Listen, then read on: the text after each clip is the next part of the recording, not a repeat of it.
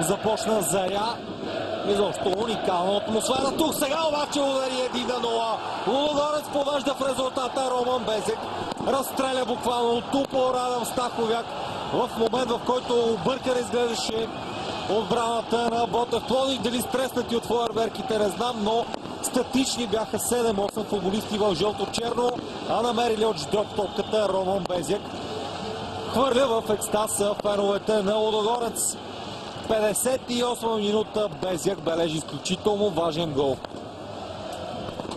1-0 в полза на Лудогорец. В момента, в който започна зарята на феновете на Ботев Пловдив, Лудогорец успява да поведе в резултата. Роман Безек с поредния си важен гол за Лудогорец, но тук трябва да кажем, че и отбраната на Ботев не действа добре. Вижте лошото избиване на Фере Боридоре. След това, ако не се лъжа, Лукин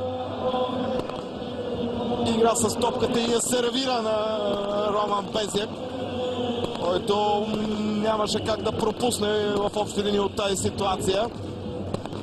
Ботев Лудогорец 0-1, но тук матчът ще стане още по-интересен. Бъдете сигурни в това. Радостта на целият треньорски щаб на Лудогорец. А пък Ботев ще трябва малко да промени играта си, да погледне по-офанзивно, ако иска трофея да бъде във витрината на канарчетата. Мариан Огнянов към Спрокел.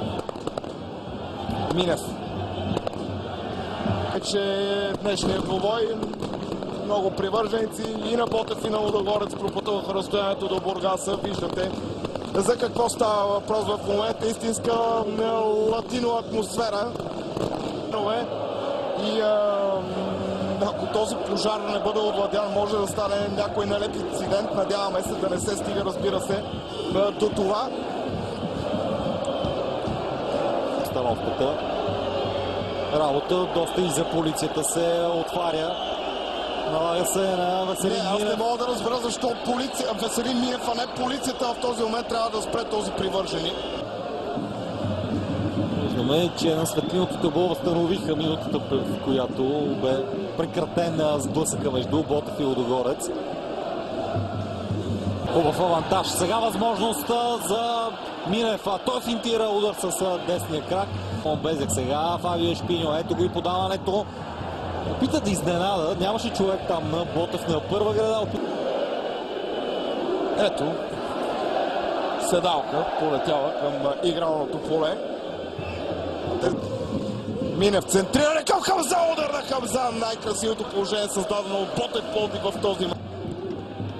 Твърде индивидуална игра на Вандервиера. Роман Безек шанс за втори гол и да сложи крачка на този точка на спора. Роман Безек позабави се твърде много. Сдържаха нервите на Вандервиера. Ето, повторете, вижте как с бутоните влезна напред.